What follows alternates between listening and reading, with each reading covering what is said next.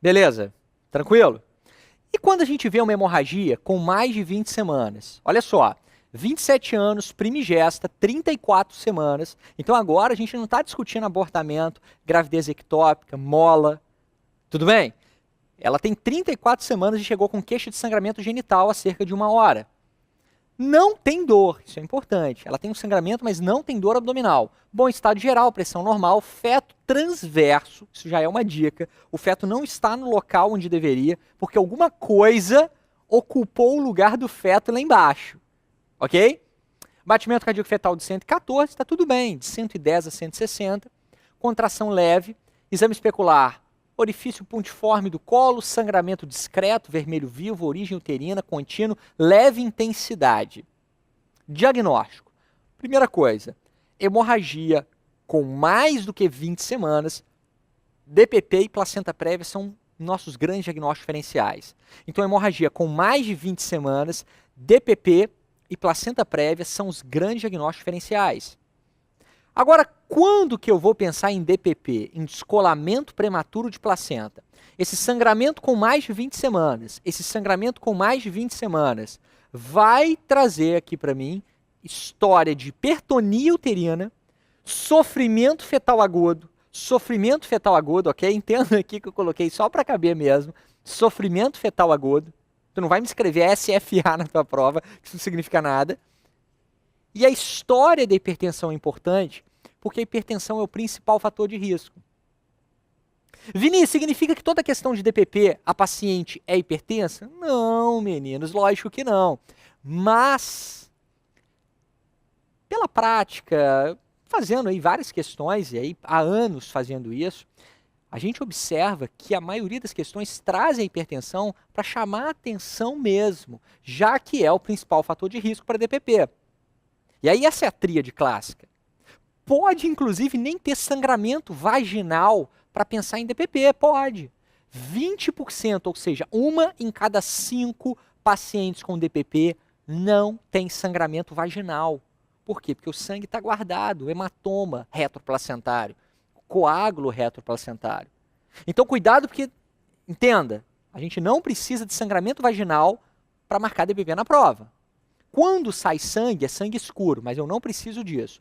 Como eu vou traçar a minha conduta? Quem define a conduta no DPP é o feto. É o feto que determina a nossa conduta aqui. Se o feto estiver vivo, a conduta é retirar o mais rápido possível, que na maioria das vezes, cesariana. Se o feto já estiver morto, entendam, feto morto é porque é um DPP grave. Se o feto já está morto, tente a via vaginal. Tudo bem? Então, cuidado com um conceito errado, que tem muita gente que fala: ah, Vinícius, DPP é cesariana. Não é. DPP não é indicação absoluta de cesárea. Feto vivo, a maioria eu resolvo com cesárea, porque vai ser a via mais rápida. E feto morto, a maioria eu faço parto vaginal, porque aquela hipertonia, aquela contração sobre o útero tão intensa que rapidamente nasce. E é bom que no feto morto, já que é um DPP grave, eu evito abrir a barriga da mãe, evito uma cirurgia numa paciente que já é grave. Tudo bem? Então, DPP, tríade clássica: hipertensão, hipertonia e sofrimento fetal agudo. Maravilha? Quando que eu penso em placenta prévia, que é o nosso grande diagnóstico diferencial? Já a placenta prévia, meninos, placenta prévia é uma placenta que fica entre a apresentação fetal e o colo. Então é uma placenta que ocupa ali, ó, o local onde muitas das vezes estaria a cabeça da criança. A placenta prévia, a placenta inseriu no segmento uterino inferior. Então a criança tem dificuldade de fazer aquela cambalhota e ficar cefálica. Por isso aumenta a incidência de apresentação não cefálica. Isso não é coincidência. Paciente com placenta prévia aumenta muito a apresentação pélvica, bumbumzinho ali, e a apresentação córmica, com o ombro. Por isso, porque a placenta ocupou o lugar onde a cabeça ficaria na hora de fazer aquela cambalhota. E a gente classifica, assim, a maneira mais adotada de classificação é marginal, parcial e total. Alguns autores falam ainda de uma inserção baixa, mas aqui, ó, marginal está na margem, na beira do colo, tudo bem? Mas não obstruiu o colo. Parcial obstrui parcialmente. Isso é GO, gente, olha o nome te facilita aqui, ajuda. Total, a placenta fecha totalmente o colo. Então, marginal na margem, mas não obstruiu. Parcial obstrui parcialmente o colo. E a placenta prévia total fecha totalmente esse colo. A partir daí você já entendeu. Uma placenta prévia total, por exemplo, sempre cesárea. A placenta prévia total, indiscutivelmente, cesariana. Feto vivo ou feto morto, na hora de retirar, tem que ser por via alta. Agora, o quadro clínico, para vocês não confundirem com o DPP, e não tem como confundir, é agora de um sangramento vermelho vivo, um sangramento vermelho vivo, vermelho rutilante, vermelho vivo, indolor, ela não sente dor, porque não tem sangue irritando o miométrio, não tem hematoma, coágulo retroplacentário. Repetição, ela fala para vocês que já teve episódio de sangramento anterior, e o sangramento, o problema é que está piorando, progressivo, sem sofrimento fetal agudo, igual no DPP tem sofrimento fetal agudo. Aqui não tem sofrimento fetal agudo. Aqui o quadro que chama atenção é o sangramento em si, vermelho vivo, indolor, de repetição, não tem sofrimento fetal agudo. E aí? Tônus uterino normal. O tônus uterino normal tira DPP da nossa cabeça. DPP, hipertonia, taxistolia, uma contração atrás da outra, dando indícios de que tem sangue irritando esse útero.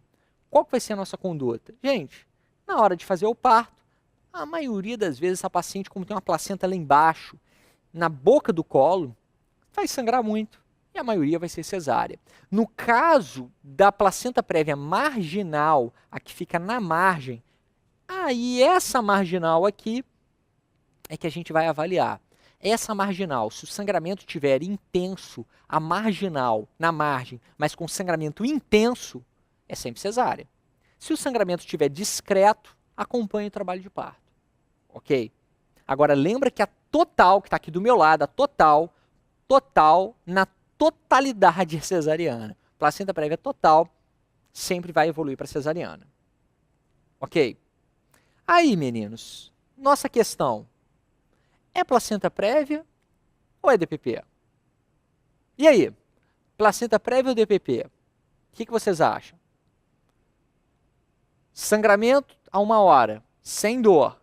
Situação transversa. A criança está deitadinha, está estranha. Batimento cardíaco normal, não tem sofrimento fetal agudo. 110 a 160. Contração leve, não tem hipertonia, não tem taxistolia. Sangramento discreto, vermelho vivo. Placenta prévia. Cuidado, porque abortamento, por exemplo, nunca responderia essa questão. Porque, olha isso, gente, a mulher tem mais de 20 semanas. Então, conceitualmente, vocês não poderiam marcar abortamento mesmo. Mas o quadro é clássico de placenta prévia. Tudo bem?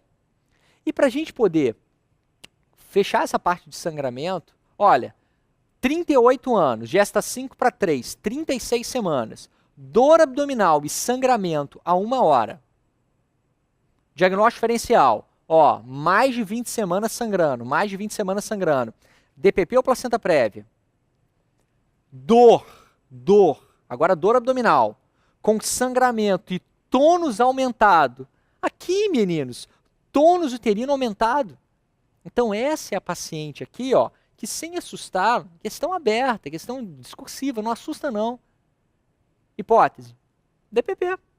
Essa é a paciente do descolamento prematuro de placenta.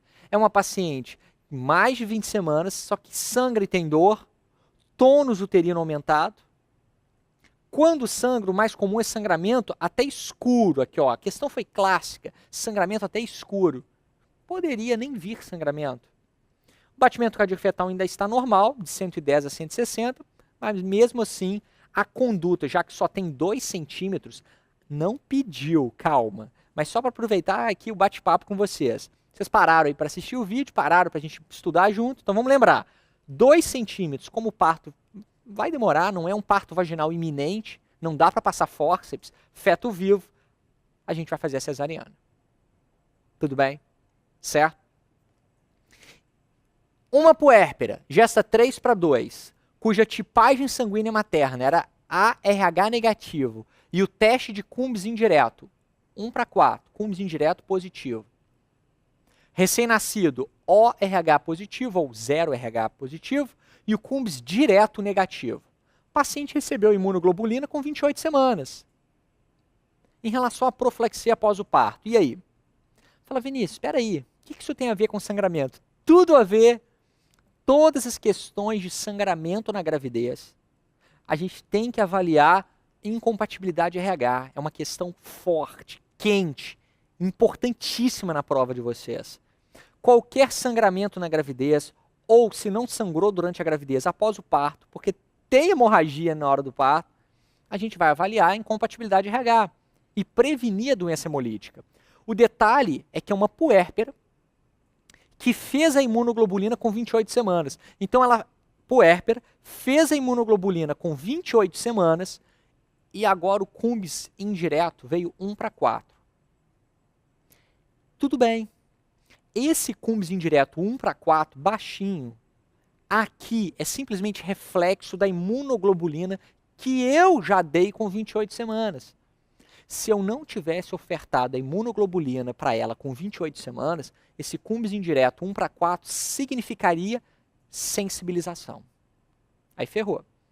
Como eu ofertei com 28 semanas, é normal ali no parto, 1:2, 1:4, baixinho. Tudo bem. E aí, o que a gente faz no pós-parto? Primeira coisa, por que essa paciente teve que fazer imunoglobulina? Por que essa paciente, meninos, teve que acompanhar o Cumbs indireto, enfim? Porque é uma paciente de risco para sensibilização. Quem que é a paciente que sensibiliza? Mãe RH negativo, cujo pai, o pai da criança, durante o pré-natal, seja RH positivo. No pré-natal você não sabe como é que é a criança ainda, a tipagem da criança. Depois do parto, você confirma. O feto é RH positivo mesmo? Essa é a paciente de risco, você vai fazer imunoglobulina após o parto. Tudo bem? Ah, não, Vinícius, o feto era RH negativo, nasceu e era RH negativo. Então não precisa da imunoglobulina após o parto. Durante o pré-natal, a gente fica com a presunção pela avaliação do pai. Ok? Mãe RH negativo, pai RH positivo no pré-natal. E aí, como é que a gente vai fazer o acompanhamento dessa paciente? Enquanto o Cumbs indireto estiver negativo, a gente vai continuar fazendo a titulação mensal a partir de 28 semanas. Então vamos entender? Fala, Vinícius, peraí, Vinícius. Fiz o Cumbs indireto e vai fazendo mensal desde o início? Não. Fez o Cumbs indireto no primeiro trimestre e ele está negativo? Calma. E a partir de 28 semanas, você continua a fazer mensal. Então, 28, 32, 36 e 40 semanas. Ok? Assim que a gente acompanha essa paciente. Cumbs indireto negativo é porque ela não foi sensibilizada. Se o Cumbs indireto positivar no pré-natal, ele positivou, e não é que eu dei imunoglobulina, se ele positivou sozinho, nós vamos acompanhar a titulação. Se o Cumbs indireto estiver menor do que 1:16, ele está positivo, mas menor do que 1:16, continua a acompanhar mensalmente. Agora, se ele tiver maior ou igual a 1:16, meninos, é muito anticorpo, vocês vão raciocinar com muita hemólise. Então, se ele passar a ficar maior ou igual a 1:16, avalia anemia fetal. Investiga esse feto. Tudo bem. Só para não ter perigo. Menor que 1:16 é a mesma coisa que menor ou igual a 1:8. E maior ou igual a 1:16 é a mesma coisa que maior sem o igual, maior que 1:8. Se tiver maior que 1:8 ou maior ou igual a 1:16, nós vamos investigar esse feto. Vamos ver o grau de anemia fetal. Como que a gente faz isso, Vinícius?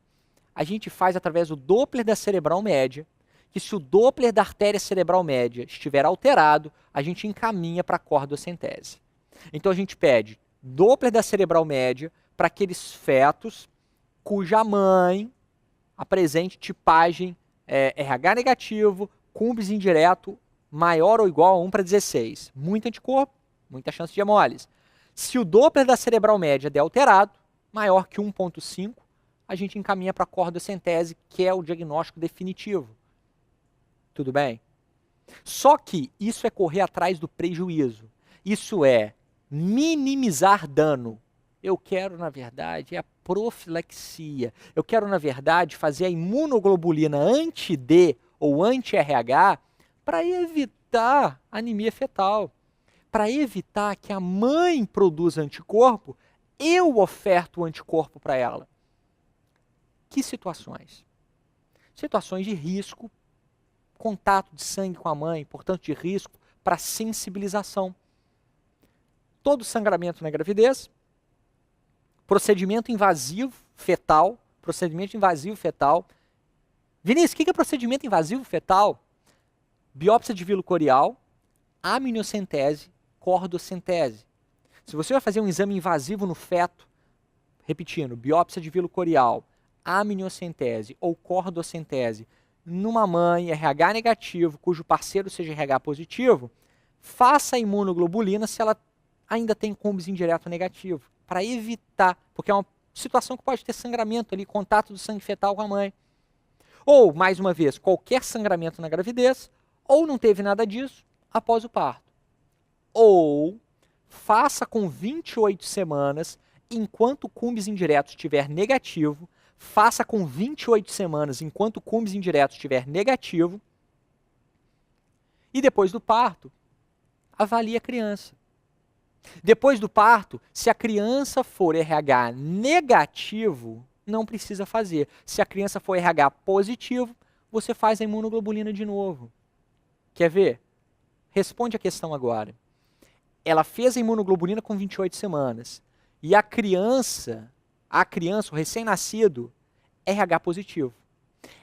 Esse cumbis lá, ó, de 1/4, esse cumbis de 1/4, não indica que tem tanto anticorpo assim para proteger ainda a criança. Não, é só resquício, cicatriz, vamos dizer assim, da imunoglobulina que eu fiz lá atrás com 28 semanas. Então o que eu quero fazer agora? Eu quero proteger mais. 28 semanas protegeu no pré-natal.